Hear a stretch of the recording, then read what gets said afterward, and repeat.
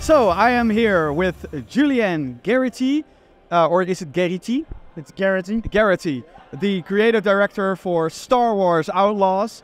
As we're recording this, it's only a week until the game launches. You've launched many games in your career. What's it like the week before something like this goes out into the world? That is a super interesting question because the last 15 years I've been working in live games. So Division, Division 2, and you're always working. So launch is day one. Yeah. It's when it starts. This, it's done. That's it. That's the game. We're still working on the patches and on improvements, so there'll still be a bunch of things, but it won't be with me anymore. So I'm like giving the baby to DLC, to DLC 2, to the big patches of content and improvements that are coming, but it won't be me. So it's like saying bye-bye. So I'm a little bit depressed. I'm a little bit sad. Aw. Yeah, I loved working on it. Yeah. Because this is the first Star Wars game you've been working on. It's been the first, I think the first Star Wars game that Ubisoft has ever worked on. Maybe like in a very... PSP. But Yeah. Oh, yeah, exactly. They did that one. So what was it like to get handed the keys to a galaxy far, far away? let me ask you, what would it feel like if you were given the... I would shit myself. That's what I did.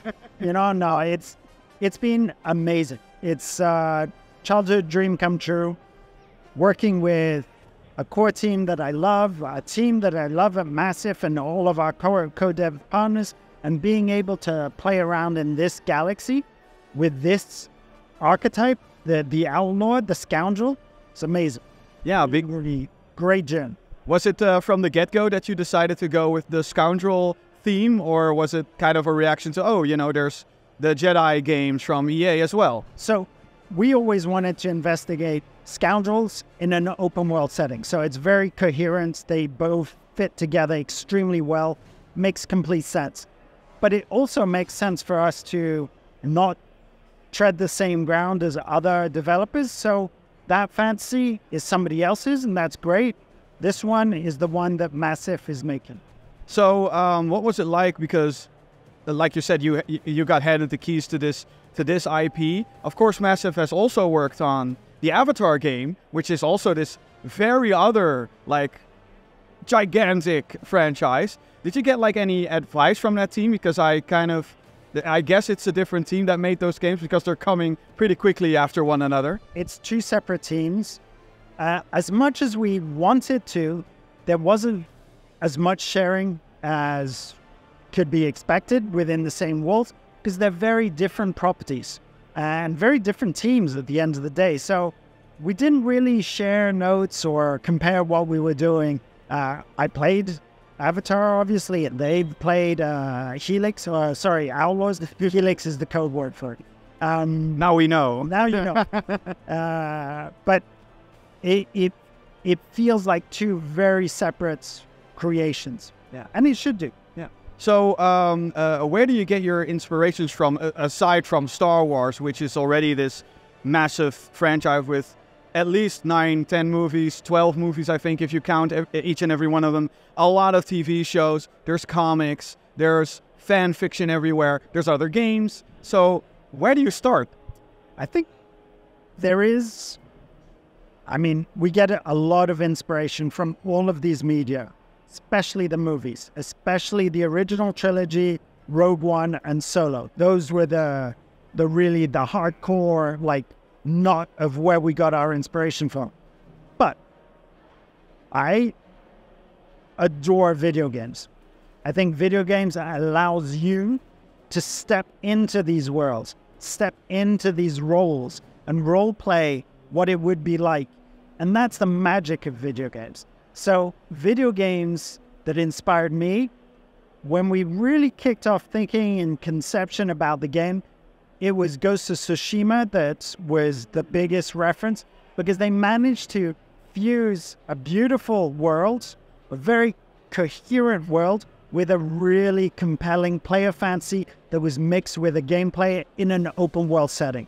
And that's what we wanted to do. Yeah. So it's probably like the Assassin's Creed team being like, oh, wait, we also played Ghost of Tsushima. It's awesome. I haven't spoken to them about it, but I wouldn't be surprised. Yeah, it's a great inspiration, by the way, from like an open world perspective and gameplay perspective as well.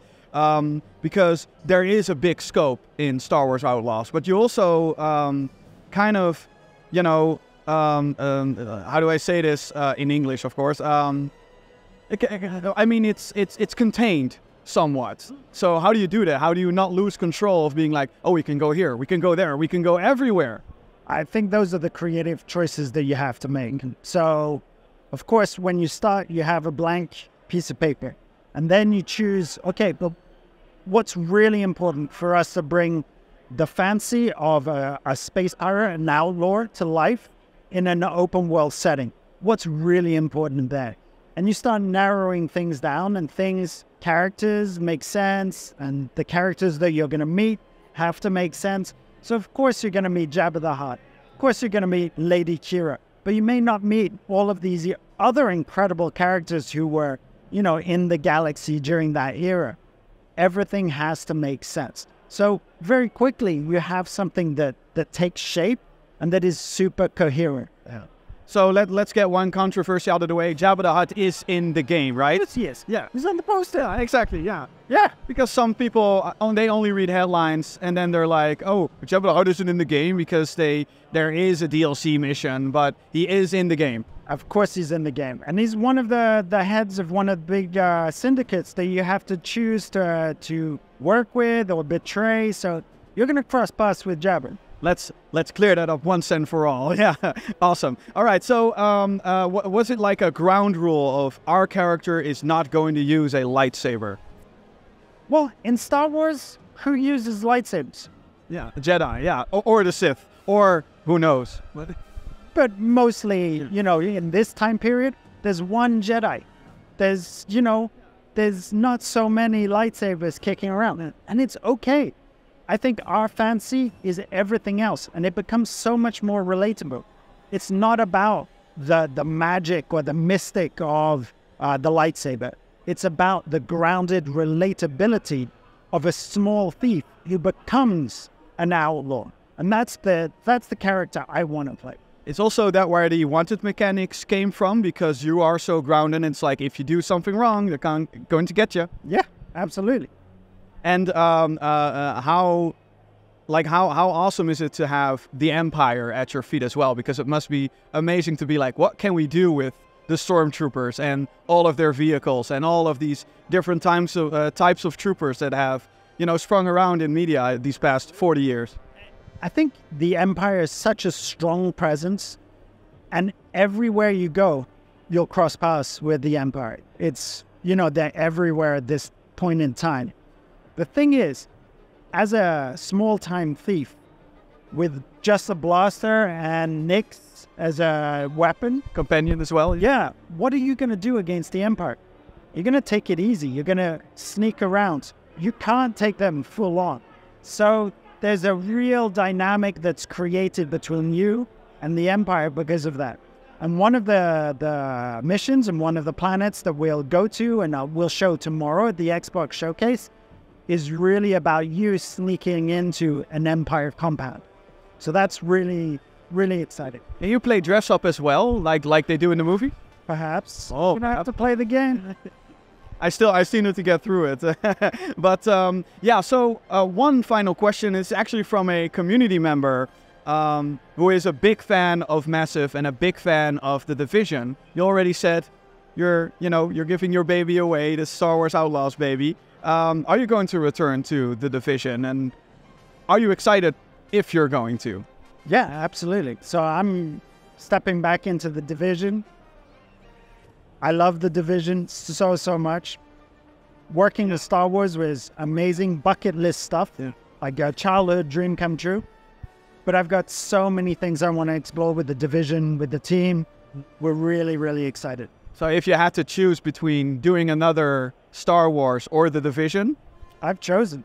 Oh, it's The Division. Awesome. All right, and if there was any other IP you would like to work on in the future, of course, is there like another one that you would be like, let me do that? Okay, apart from Star Wars, what would you want to work on? Oh, I mean, I've seen Alien Romulus last week. I know there's a lot of Aliens games out there, but I think if you had like a budget or a team like massive, you could do like amazing stuff with an IP like that. It's exactly what I was going to say. Oh, really? Yeah.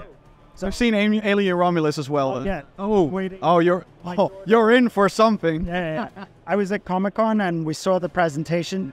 I would love to work with Alien or Aliens. Yeah. All right, Disney, give them a call. I'm sure they're... You have each other's numbers. Exactly, yeah.